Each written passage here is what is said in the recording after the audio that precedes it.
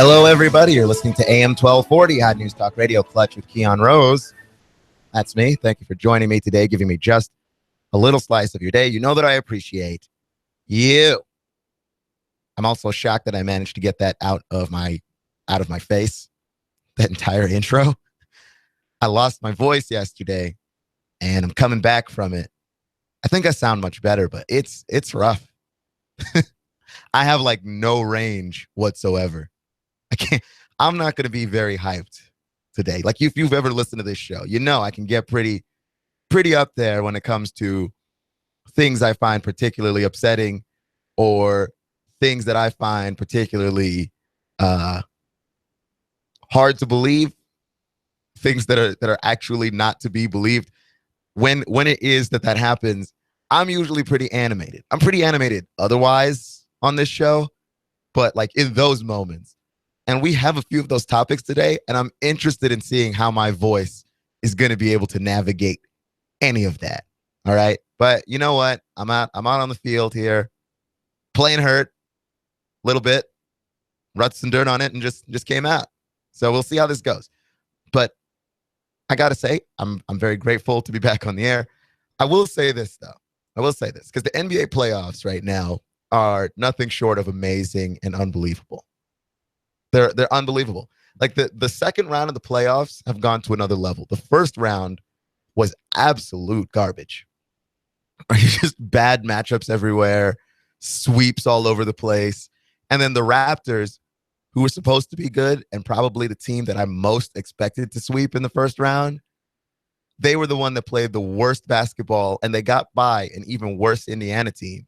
And them and the Miami Heat playing each other right now in what is effectively the Doo-Doo Bowl. Like both of those teams look dreadful. They just look horrifying. And it's bad basketball, but like everywhere else, it's been pretty fun. Obviously, Atlanta and Atlanta and Cleveland, that didn't work out the way that any of us hoped it would, where Atlanta's got a little bit of fight and firepower. They don't have enough to match LeBron James and Cleveland Cavaliers team that's shooting threes at a ridiculous clip. But in the Western Conference, though, like we got more out of the Trailblazers than we ever thought we would. We've got Steph Curry returning in one of the most jaw-dropping performances I think I've ever seen. Like one of the sports moments, I will add that to one of the great sports moments of my life. And then in OKC, San Antonio, I mean, we've got that crazy thing going on where we all thought the Spurs were going to beat the Thunder, right?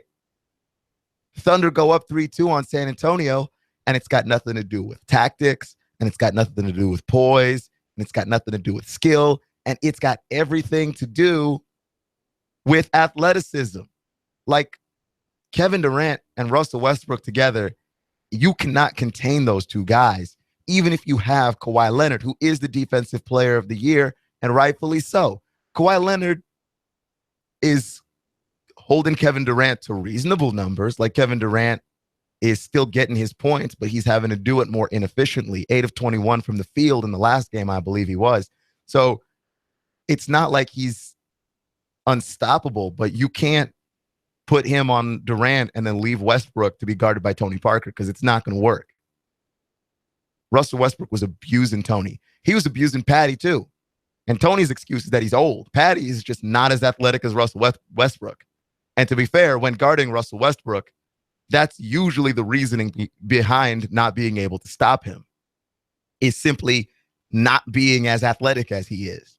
So yeah, second round of the NBA playoffs, incredible. Okay, you also had the Steph Curry becoming the first ever unanimous MVP. Unanimous. And that to me is about time.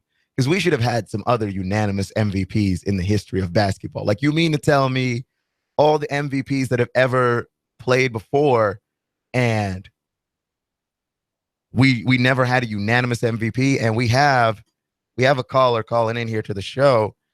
Caller, you are on the air. Am I on the air? You are on the air. Keon, listen real close. I'm driving down to Florida right now, and I'm watching you on YouTube right now.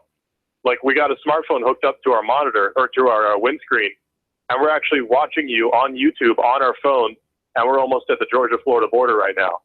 You're on TV, man, except not because it's over the internet. But it's close. On YouTube. I'm almost famous. Like, YouTube famous it counts, right?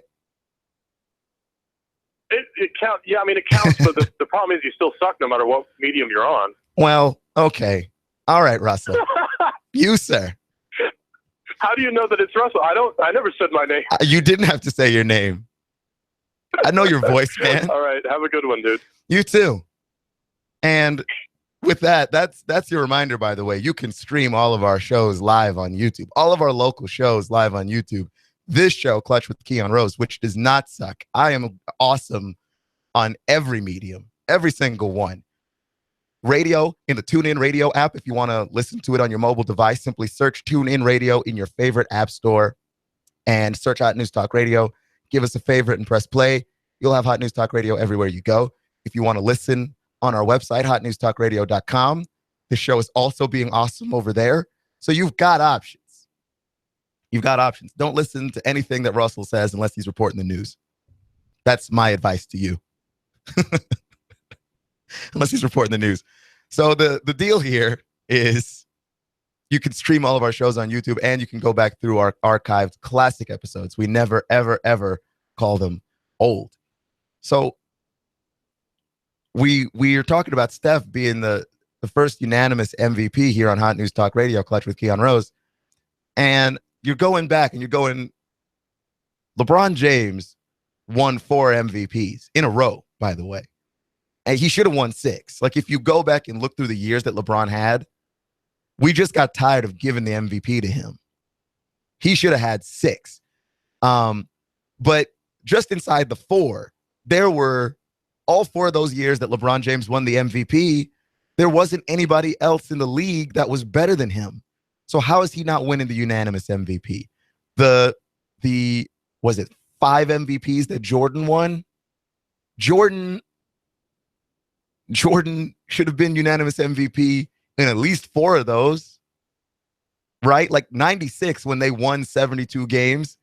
Ridiculous that he wasn't the MVP. And when you see those votes come in, or like Kobe Bryant won 2 MVPs at the point in his career where he shouldn't have won MVPs, but he didn't win MVPs at the point in his career when he should have. And so my deal is, a lot of this MVP voting kind of works itself out to be in some kind of popularity contest on a level. Part of it is merit-based because the guys doing the voting, they're reporters, they're writers, they're journalists. They watch basketball all day, every day. So you've got knowledgeable people voting on this stuff. But how is it that we're not having a unanimous consensus for the MVP? I just find that ridiculous. We've got a call incoming here. Caller, you are on the air. I got a question regarding Kobe Bryant winning the MVP. See, do you think he's possibly winning on 13th horse? Oh, could you repeat that again? Your question was about Kobe Bryant. Kobe, do you think he'd win on the third game for the 4th MVP? Do you think he'd win on what? The MVP thing. He won it twice. Well, it's Kobe. Miami. Yes. I don't understand what your question is. He's going back to the Heat. Kobe never played for the Heat. Are you talking about LeBron? If LeBron's going back to the Heat? The Heat. I like Kobe. All right, man. Look, Kobe Bryant is a great player. One of the greatest players to ever play the game. And definitely, if you had to rank the best shooting guards in the history of the game, MJ's 1.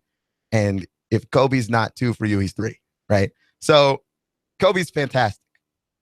As what that had to do with Miami, it was LeBron who was in Miami, and LeBron won an MVP in Miami, won 2 MVPs in Miami. He won 1 before he left Cleveland. He won 3 in Miami, my bad. And he won one before he left Cleveland. Would he ever go back? Who knows? He shouldn't, like storyline wise, but you never know what guys are thinking. I think LeBron James is trying to win one for Cleveland. He's trying to win a title for Cleveland. You know, the MVP that matters to LeBron James is being the finals MVP. So with regards to Kobe winning the MVP in years in which he should have won it, I think that there's a popularity component to this. Like there's a lot of storyline and narrative. Like LeBron James, and I was on Reddit earlier today, and somebody had a great question. I wish I could remember the username of the person that asked the question. I just forgot. But the question was, can LeBron James win another MVP?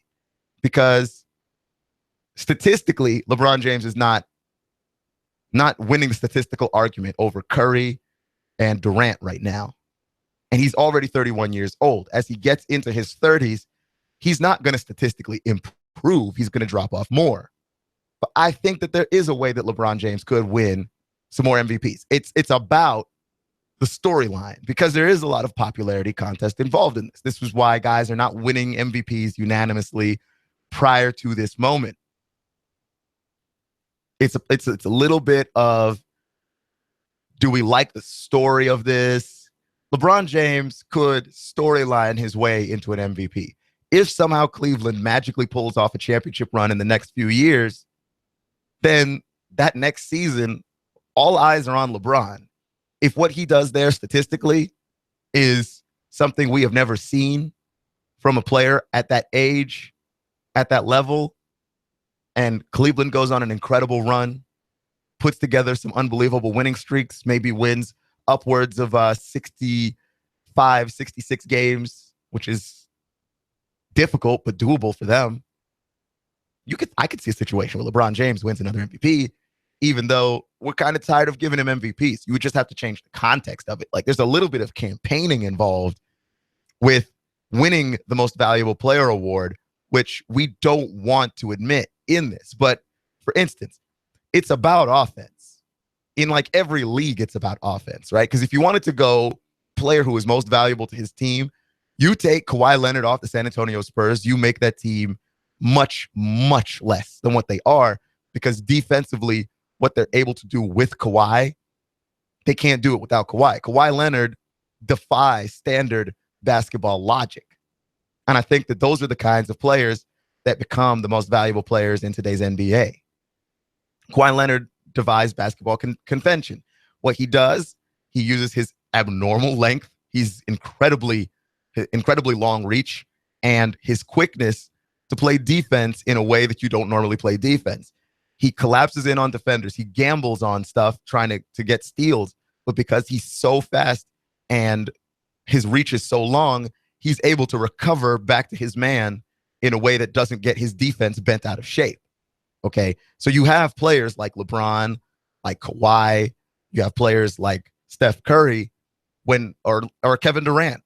What Kevin Durant did guarding Tony Parker the other day at 6'11" is not real. Tony Parker's the smaller, quicker player. Couldn't get Kevin Durant off of him and took a really bad 18-footer. Like that was the best shot that he could get from what Kevin was giving him. Players that can change the complexion of the game in such a way that the way that you usually play basketball, you can't play it with those guys on the floor. Those are the guys that you consider to be in the running for MVP. And I thought Kevin Durant, the year he won the MVP, that honestly should have been unanimous too, because Kevin Durant was putting up Michael Jordan-esque numbers as a guy who's almost 7 feet tall. He was playing the game like a smaller player. We've never seen that. Like, we have never seen that. Okay, and Steph deserved to be unanimous this year. And finally, we have a group of voters who looked at it and said, you know what? We're just going to vote for what makes sense here. We didn't have a bunch of guys trying to be contrarians, because that's where you get in trouble. And I don't know why you would be a contrarian in a vote that's like more, it's not anonymous. Like, we see who votes for it like after the fact, but what do you get out of being a contrarian there? Like, you don't win any particular battles. There's nothing that you gain from going against the grain and voting for the obvious guy. Steph Curry deserved to be the unanimous MVP, because if you didn't vote for Steph Curry, I don't know what game you're watching, man. I don't know if we're watching the same sport. Same thing with LeBron James. Like 3 out of the 4 of those, LeBron James should have been unanimous MVP. I don't know what sport we're watching. In the playoffs of one of those MVP years for LeBron, he scored 30 straight points like by himself. Nobody can do that except him. Nobody else can do that. So how is that guy not the unanimous MVP? Michael Jordan back in 1996. How is that guy not the unanimous MVP? I wish I could remember off the top of my head which one of the years that Magic won. It's either his first or his second MVP season. How is that guy not the unanimous MVP? And you've got guys like Tracy McGrady sitting down and talking about Steph Curry was the unanimous MVP because the NBA's watered down. All right, cowboy, shooting your wild, uninformed opinion from the hip. I don't see how you can see that at all. We have a number of great players in the league, and every team's got a few. I don't understand the watered down, like another salty old timer goes after Steph Curry to diminish his accomplishments some more. What are you guys afraid of? What are you guys afraid of? That he'll make the previous generation of basketball irrelevant? Why? Last generation's basketball style did not make the 80s and 70s irrelevant. That's not how any of this works. Like, what are you afraid of with diminishing Steph Curry and the way that he plays? The league's not watered down, man. You could have number of guys that could have been in the MVP conversation.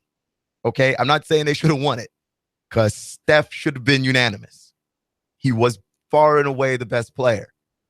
But in that conversation, quietly doing his thing in Indiana, Paul George. In that conversation, Kevin Durant. In that conversation, Russell Westbrook. Not James Harden this season, certainly, but James Harden the season before. Andre Drummond. Okay? We're going to see in a few years more guys added to that list.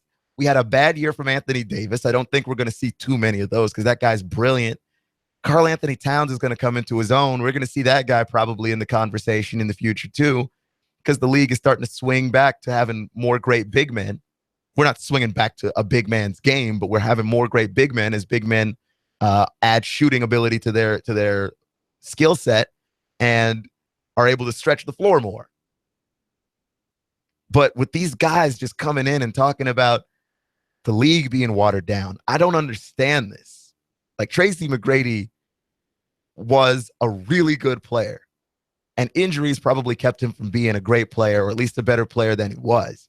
But that opinion is literally a hot take. It's a worthless opinion. There's no way you look at the league now and go, this league is watered down. When you look at what Chris Paul did this season, that's a guy you could have argued into MVP candidacy, if anything, because there were so many pieces missing from that Clippers team. That's a bad Clippers team. Blake Griffin was gone for a lot of the year, and Chris Paul still did his thing. He elevated his game, and no, not everybody's going to be shooting three-pointers from 28 feet out. Doesn't make you not extremely valuable and not a great player. Like all the guys I just mentioned, those guys are going to be future Hall of Famers when they're done playing basketball. What do you mean the league is watered down? Every single one of those guys is going to end up in the Hall of Fame. Every single one. I just don't understand that. This game is as good as it's ever been. I like the way that it's played now. It's more fun to watch. Stylistically, the ball moves around. And at the same time, what is valued changes. That's okay. The value on being able to be a very great piece on a team that can go all over the floor, run through screens, like having a guy that can play off ball as well, become the MVP, that's a guy that's good for the league. That's good for the league. We're getting away from isolation basketball. Like, it's kind of boring. that's kind of a boring way to play basketball. So if you're worried, Tracy McGrady, that the accomplishments of Steph Curry are going to diminish you in any way, it's only going to diminish the fact that the way that we played basketball in the 2000s, that was kind of boring. We're going to a new era of basketball here. You're listening to Clutch with Keon Rose on AM 1240. Hot News Talk Radio.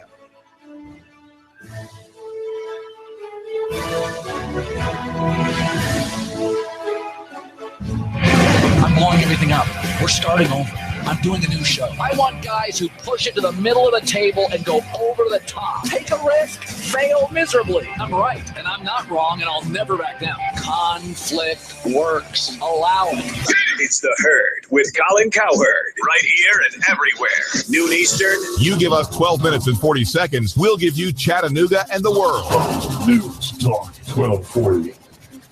Finding just the right place to live can be a daunting task. Stop your search. In Chattanooga, the place to live is Cross Creek Villas for under $1,000 and available for immediate move-in. You can enjoy this 2-bedroom split layout, over 1,000 square feet, 9-foot ceilings, an extra large patio or balcony. And don't forget to ask about their preferred employer program. Cross Creek Villas is a gated community offering a 24-hour fitness facility, a beautiful pool and hot tub, and Cross Creek Villas is pet friendly. Stroll the pet park with your best friend and enjoy the free use of their business center and clubhouse. Plus, if you mention you heard this on the radio, your application fee is free. Cross Creek Villas, close to downtown off of Highway 58.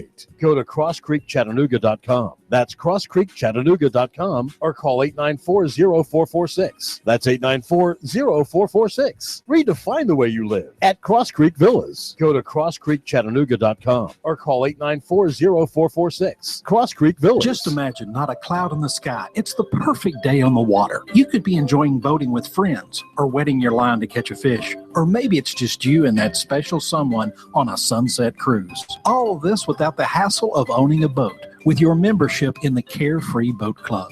As you relax and spend time with the ones you care about, you have the peace of mind of knowing you're a member of the Carefree Boat Club. Weekends were made for relaxing and being hassle-free, just like the Carefree Boat Club.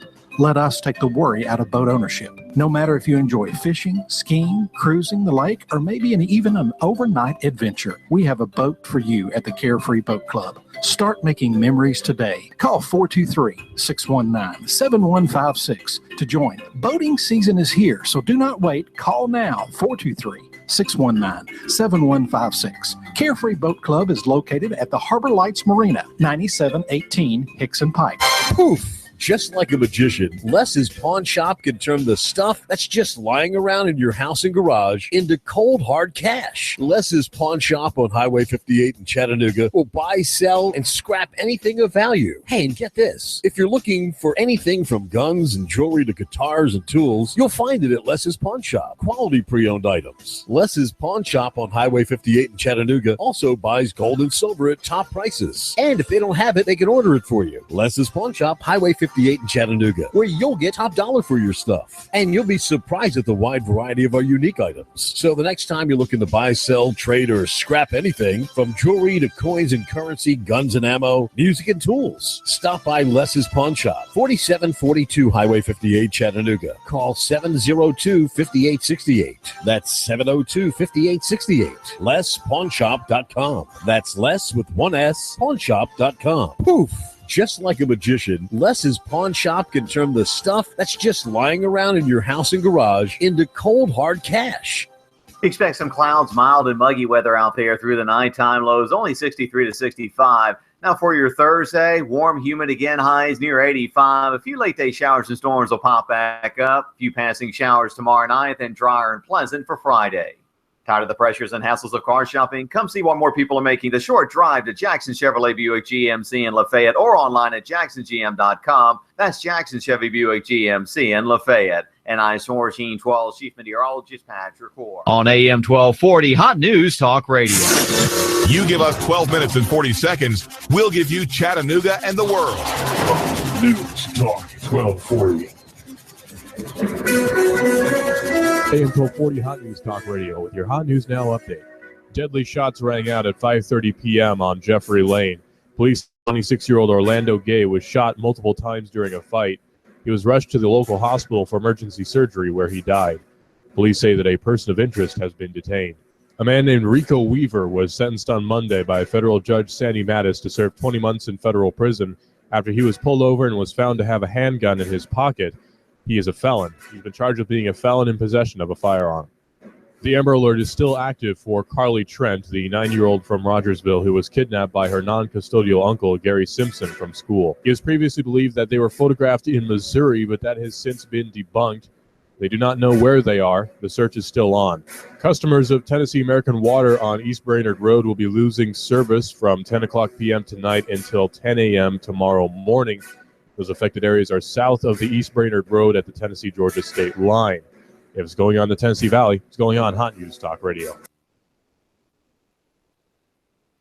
Hot News Talk 1240.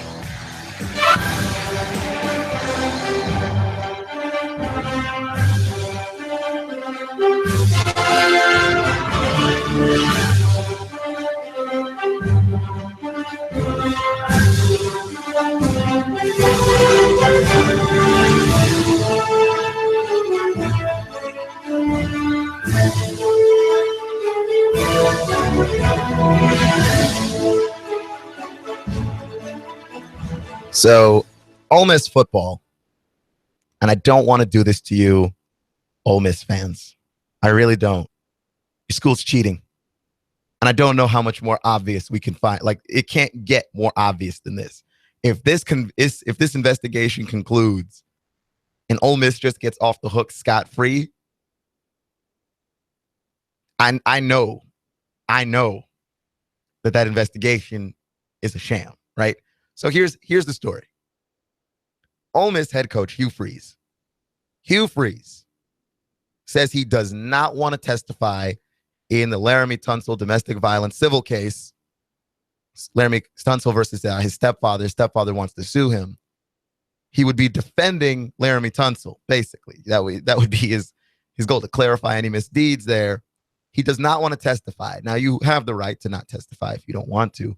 But the reason that he gave for not wanting to testify is that he didn't want any information that came out in his testimony to be used in the NCAA investigation into whether or not Ole Miss is cheating. and if you didn't have anything to hide, like, why are you hiding it? But the NCAA, they haven't given a school the death penalty for cheating since SMU. It's the first and only instance of that ever happening. SMU lost their right to postseason football and to play football of any kind, and then got their program back, and it was torn to pieces. Like, SMU football is now getting to be in a place where they're just playing in bowl games, like not good bowl games. They're not dominating anybody. They're not really a great team. They're just playing in bowl games, which is a huge deal that they can even do that. Okay? And understand that that's not even in itself a giant accomplishment, because there's like a billion bowl games. There's a billion bowl games. They just keep making them up every year. You know, soon Panera Bread University is going to be playing in a bowl game because they just make them every single year. They just keep making up bowl games. Making a bowl game is not a huge deal, but it's a huge deal if you're SMU, because you went from not having a football program, or let me go back to even further. You went from having a terrible football program to cheating and building an amazing football program to getting caught and having that football program taken away entirely, and now going back to being a terrible football program that is capable of occasionally playing in bowl games. And you'll take it if you're SMU. You've come a long, long way. NCAA isn't trying to do that again. Okay, it's not a great look for the game. It's certainly not a great look for the SEC. The SEC is like the biggest money-making series of schools in college sports in terms of football. You can't axe anybody in the SEC. You are losing a lot of money if you do that. It's all about the Benjamins here. SEC is investigating Ole Miss, but understand that this investigation, they're not trying that hard. Why would they? Why would you try that hard? Let me put it this way, okay? Every now and then, I try to surprise my girlfriend. I myself hate surprises. I don't like doing it. It's a lot of lying for no good reason. It's not incredibly entertaining to like hurt someone's feelings now to surprise them later. But I surprise my girlfriend. And here's the thing. She's pretty good at finding out when a surprise is coming, sort of. She's pretty good at feeling it out and going, you know what? I think something's up. But if she thinks it might be a surprise, she's not going to try and figure it out all that hard. Like, she's not going to really try and look, because ultimately it's to her benefit to be able to go, oh, wow, you surprised me, even though you left 13 clues along the way. She's looking, but she's not looking that hard. She's checking it out, but she's not putting her full effort into figuring out if I'm trying to surprise her, if she thinks a surprise might maybe be in the works. She's not checking all that hard. That's the NCAA right here with Ole Miss. You could lose a lot of money if you've got to give Ole Miss the death penalty. So you're looking, but you're not looking that hard, which is crazy because there are so many clues that Ole Miss is cheating, including Laramie Tunsil admitting that coaches have given him money. Text messages from a coach to Laramie Tunsil about giving him money to pay his rent and giving him money to help pay his mother's utilities. I mean, it's so much cheating and it's so blatant. There is no way the NCAA doesn't know. This investigation should be over right now. And I would not be shocked if in some shady, sneaky, backhanded, politicking way, NCAA comes back with insufficient evidence. Because how is it that you have in the NCAA tournament in college basketball, Syracuse and North Carolina playing each other in the Final Four? Oh, you mean the two schools that got popped for cheating?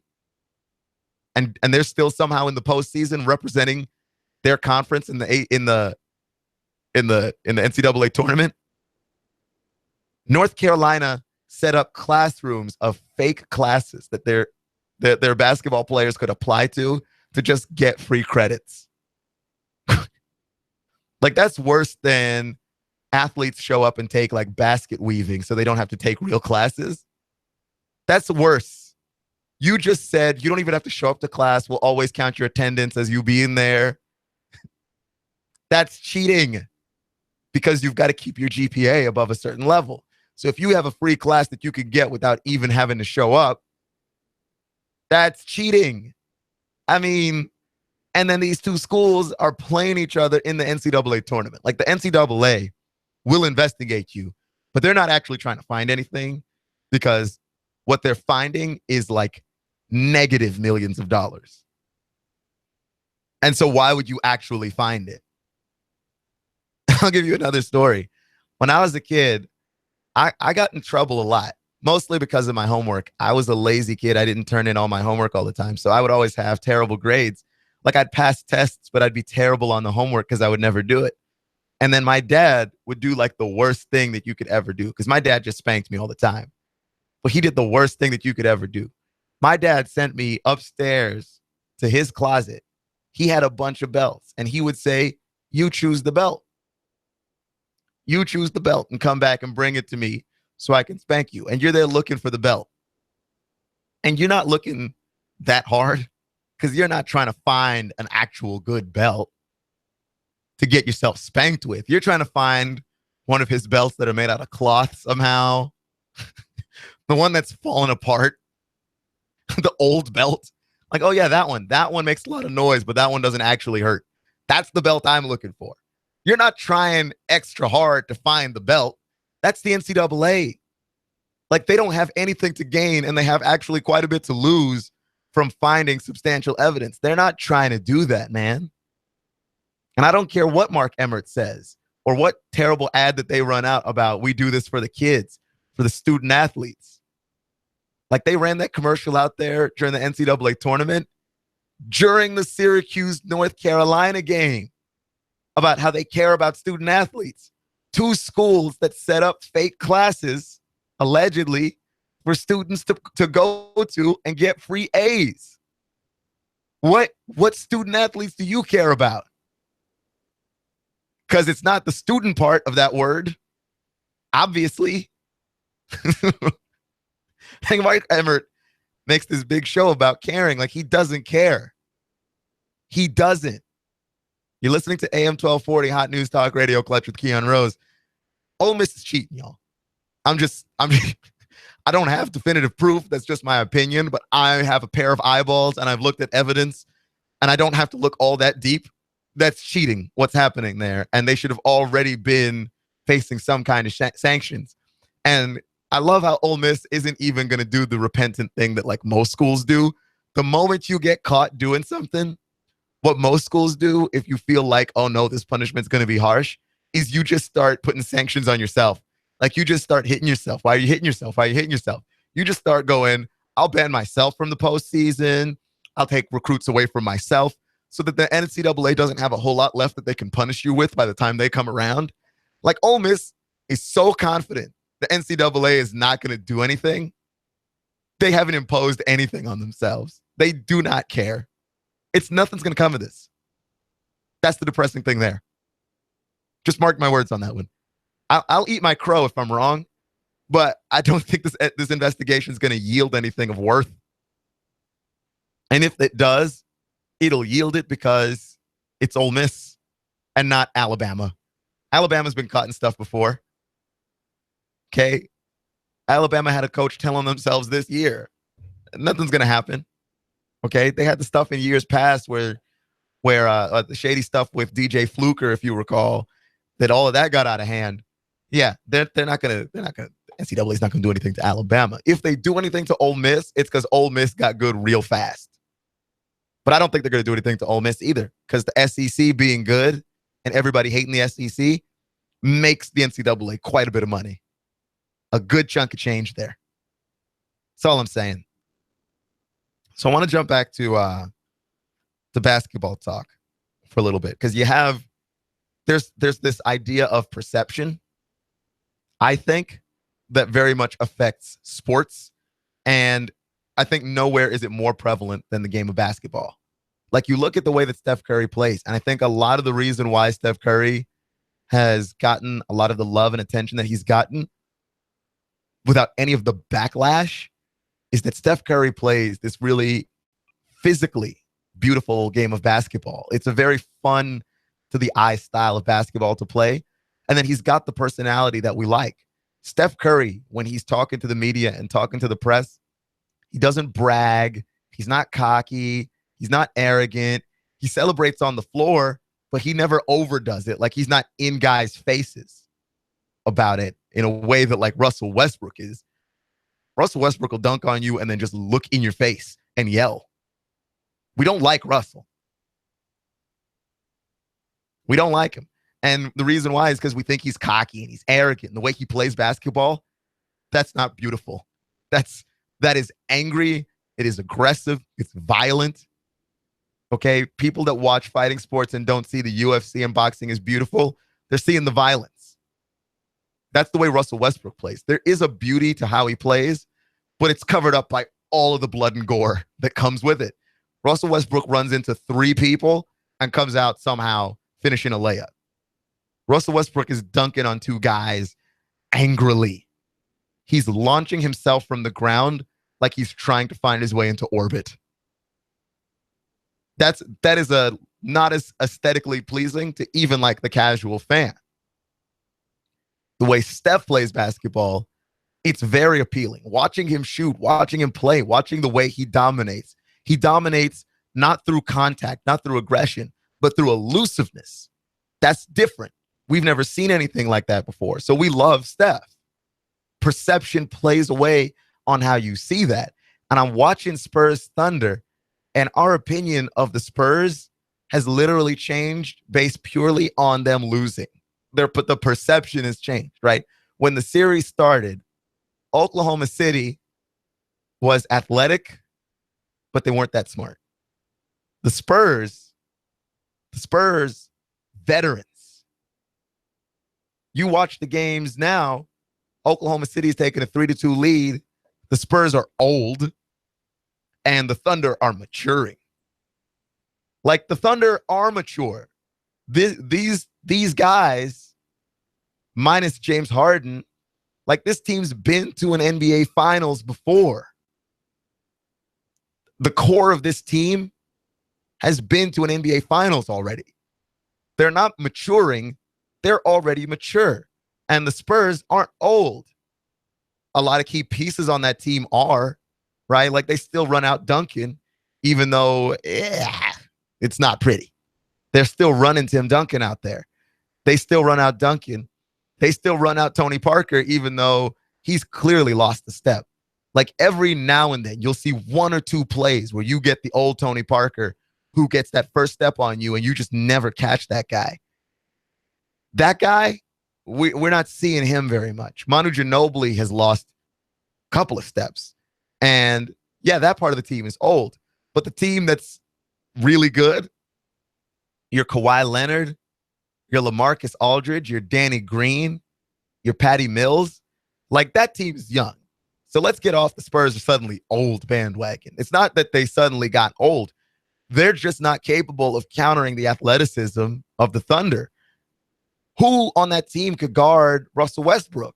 Like, yeah, Tony Parker can't guard him because he's old, but what about Patty Mills? Patty just can't guard him because he's Russell. People can't guard Kevin Durant because he's Kevin Durant. Like, there's not... Kawhi Leonard is doing his best out there, and by the way, Kawhi Leonard, not old. He's younger than Kevin. And Kawhi Leonard is making life hard for him, and Kevin Durant is not having an elite series, but he's still playing well. You can't completely stop Kevin Durant, just render that guy inert. You can't do it. It's not actually possible. So the Thunder are just out-athleting the Spurs, and that's not what we want to say is happening because we like our new-look NBA. At least the fans do. The old-timers obviously don't. Otherwise, they would stop dissing Steph. But the fans do. The fans like the way this new NBA looks, where guys move the ball around. We love our Atlanta Hawks, where you've got a team that can make it deep into the playoffs without having a superstar on the team. And then here come the Thunder, who look like they're cheating because they've got two guys. They've got two superstars. They've got two of the 5 best players in the league, right? Like, in my opinion, the 5 best players in the league right now, Curry's 1, LeBron's 2, Durant's 3. I would have Chris Paul at 4 and Russell Westbrook at 5. They've got 2 of the best 5 guys in the league. Okay? There's no way that team is just going down because you're playing superior intellectual basketball. Okay? Sometimes might does make right. Sometimes muscle does top brains. And we don't like to hear that. So the perception of the Thunder is they've matured. Now, here's what I will tell you about this Thunder team as opposed to the Thunder teams of years past. Scott Brooks, late in games as their head coach, did a horrendous job in terms of what that team did late in games. It was a lot of isolation. It was a lot of Kevin Durant one-on-one with somebody. Go make your shot happen. There's a lot of Russell Westbrook one-on-one with somebody. Go make your shot happen. What Billy Donovan has done now that he's been the head coach, the Thunder run a lot of action and try and get other guys to score. Like, they ran a play, I think in game 3, late in the game, where they went to Dion Waiters. They ran a double baseline screen for Dion Waiters and got him open in the left corner to shoot an open 3. And part of the reason why Dion was just so open is who would have expected them to run anything for Dion Waiters? Nobody. Nobody would have run anything for Dion Waiters. I'm telling you, everybody was shocked. And it works that way because Billy Donovan's taken more risks. Scott Brooks wouldn't do that. Even the plays that are run for KD and Russell, they're still run in a way that allows for the ball to move a little bit more. It's not just, Russell, go out there and find 2 points for us. We're going to put you in a position where you can get 2, but we're not going to ask you to just create 2 points out of thin air. And it's much better for the team. You can see it. Russell Westbrook's assist numbers have gone way up. Last night, he almost had a triple-double. And you can tell. Now, I'm excited tonight. You're listening to AM 1240, Hot News Talk Radio, Clutch with Keon Rose. Going to talk some NBA here because we're getting to that point in the summer where we're just going to be talking about, whatever it is I want to talk about. And I've been holding on to this one for a while. Okay, I wasn't here yesterday, playing hurt. My voice is done. Look, I know if you've ever listened to Pharrell on the bench, Pharrell, he's a legend. Pharrell, I've learned something from Pharrell. You don't need the greatest voice to succeed in radio. Because if you did, he wouldn't be anybody. But he's so good at using his voice, even though his voice isn't the greatest. Like, dude has no range. I can't even get my voice low enough to do his voice. But it doesn't matter because he's so smart and like he brings so much excitement to it. So you don't need like the world's greatest voice. So I decided, you know what? I'm going to buck up. I'm going to man up. I'm going to come in and do the show, even though I'm losing it here. So if you hear my voice crack, I'm not going through puberty. I'm struggling. So I want to talk about the Heat and Raptors in this series because they've played 4 games so far. They're tied at 2 apiece. And 3 games have gone into overtime so far. Three games out of 4. Like, that's how closely matched these two teams are. They're not playing tremendous basketball, but I can't look away. It's like the most entertaining train wreck you've ever seen. I'm watching these two teams bludgeon each other to death, and you can't look away. They're just playing so terribly. The Raptors look horrid. The Heat look horrid. Dwayne Wade looks great. Dwayne Wade is the one shining beacon in this entire series. He's rising above the trash, man. Because, like, this series, you've got 2 teams that look like they are just lost. You've got Eric Spoelstra, who's coaching his butt off. And then you've got Dwayne Wade, who's pulling his teammates along, kicking and screaming, because you haven't seen, like, great basketball from Dragic. You haven't seen great basketball from even Justice Winslow, who was looking very competent earlier this season as a rookie. And Kyle Lowry looks, I feel so bad for that guy. He's still in his slump or whatever it is you want to call it. The postseason hasn't been nice to him, and this is like year 3 now, just him going into the playoffs and just laying an egg. And I don't know what it is. I don't know what to tell you about what's happening in that series. I remember there was one play, Dwayne Wade put the ball off the backboard, and it was supposed to drop into the net, and the ball just kind of stopped on the edge of the rim and just sat there. Like, the series was so bad, the ball got tired. The ball got tired of being abused for 50 minutes and just hit on the rim. Like, I'm not coming down. And they had to take the ball down and jump it. This is a bad series of basketball, but it's like bad in all the ways that you want something to be bad. It's like the movie Trolls 2 or The Room. It's one of those movies that's so bad, it's good. Like horrible, horrible old movies that are just like, oh my gosh, I can't believe someone greenlit this. That stuff, that's entertaining. That's what it's like to watch Heat Raptors. Like, I highly recommend watching it just for the pure comedy of what's happening, which is 2 teams that really want to win, and they're actually very skilled, but they play defense very well, so they turn these games that would normally be showcases of offense into just disgusting defensive battles, and they beat the ball up for 50 minutes, and it got so tired of it, it hid. The ball ran away. That's probably my favorite series, so I'll be looking forward to that one tonight. And obviously, the Warriors have a chance to put the Blazers away, and I think we're going to see a vintage. I mean, I'm not predicting anything that no one else could see coming, but I think we're going to see a vintage performance from Steph because you're going to step that game up to eliminate a team here. But who knows? I'd love to see if the Blazers could punch back. Thanks for listening to Clutch with Keon Rose today. Remember, it's not how you start, it's how you finish. Stay clutch, and I'll see you in 24 hours. You give us 12 minutes and 40 seconds, we'll give you Chattanooga and the world. Fox News Talk 1240. Shake, shake, shake it at Five Guys Burgers and Fries. The most delicious and unique milkshakes. How about this for delicious and different? Add freshly cooked bacon to any milkshake. Is that even legal? You bet your milkshake and booty it is. Chocolate caramel bacon shake. Coffee caramel shake. All hand blended. Shake, shake, shake it. Down at Five Guys Burgers and Fries. Just about any flavor shake that you can imagine. And they are delicious. Get your shake, shake, shake on at Five Guys Burgers and Fries. Five Guys Burgers and Fries, located in Hickson at North Point. Gun Barrel at the Walmart Center. Downtown 4th and Broad. And in Cleveland at Keith and Stewart. Shake, shake, shake. Shake, shake, shake. Is that even legal? Do you feel better outside your home or business than in? Indoor air quality is important.